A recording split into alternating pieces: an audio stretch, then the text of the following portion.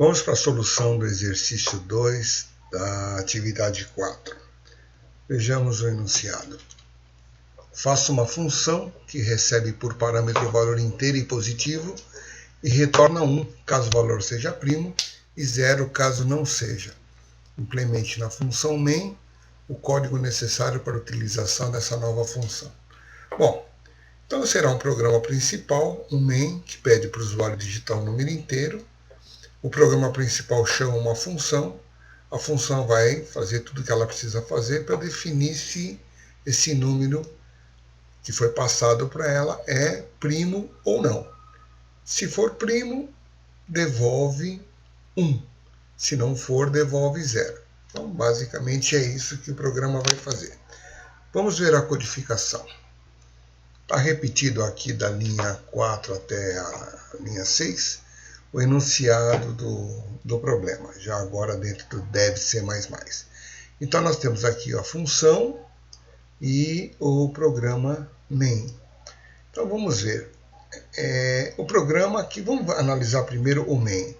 Eu defini aqui uma variável x inteiro e uma resposta. Bom, é pedido com uma mensagem pedida para o usuário digitar o usuário digita o número, esse número é lido e armazenado em x.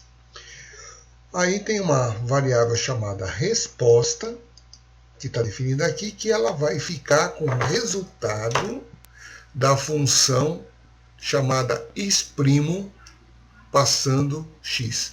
Essa função vai retornar 0 ou 1. Então a resposta fica valendo 0 ou 1. Se a resposta for 1, é dada essa mensagem, o número é primo. Se não, a mensagem é que o número não é primo. Bom, vamos ver a função aqui. Bom, primeiro quanto ao nome da função, né?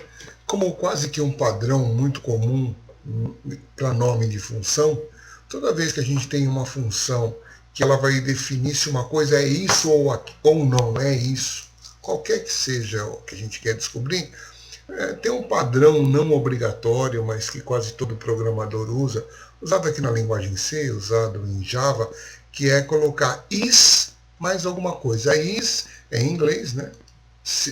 É o verbo, isprimo. Então, é uma função que eu estou inventando agora, chamada isprimo. Geralmente essas funções de ou não é, elas voltam 0 ou 1, voltam falso ou verdadeiro, volta alguma coisa que tem duas possibilidades. No caso de retornar um número, e essa função retorna um número inteiro, ela recebe um número, uma variável inteira, e devolve o número inteiro como resposta. As duas possibilidades de retorno estão aqui. Retorna 0 ou retorna 1. Então, aí uma convenção. 0 é que a coisa é aquilo que eu quero pesquisar. Aliás, 1 é o que eu quero pesquisar e 0 é que nega aquilo que eu quero saber. Então, isprimo. Se isprimo retornar 1, é porque é primo. Se isprimo retornar 0, é porque não é. Isso é um padrão para dar nome para a função, você não precisa necessariamente seguir esse padrão, fica aqui só com uma dica. Bom, mas como é que a gente descobre se o número é primo? Você pega um número e vai dividindo por todos os números anteriores a ele, do 2 para frente. Então vai dividindo por 2, por 3, por 4, até por ele mesmo não, né? Porque todo número é divisível por ele. Então, e todo número é divisível por 1. Então esses não conto, nem o 1, nem o próprio número. Eu pego do 2 para frente até o penúltimo, antes do próprio número. Então, eu vou fazer aqui, eu defini uma variável k, e coloquei o k, ele começa de 2, e ele vai até enquanto ele for menor que o número. Por exemplo, se eu quero saber se o 10 é primo, eu começo com 2 e vou até 9. Se eu quero saber se o 11 é primo, eu começo com 2 e vou até 10.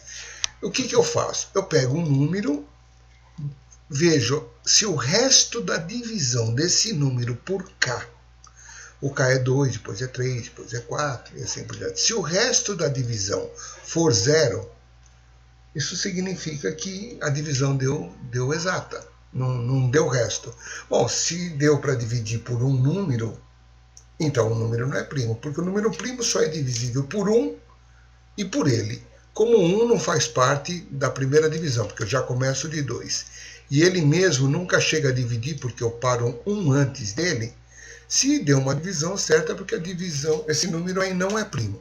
Se ele não é primo, eu retorno 0 e veja que mesmo que eu quero ver se o 10 é primo, logo de cara, na primeira divisão por 2 já deu o resto 0. Eu não preciso continuar. Quando eu dou return, o return encerra a função. Então não estou preocupado que esse for vai continuar. Não vai continuar. O return encerra a função. Encontrou uma divisão que deu exata, ele encerra a função, porque o número não é primo.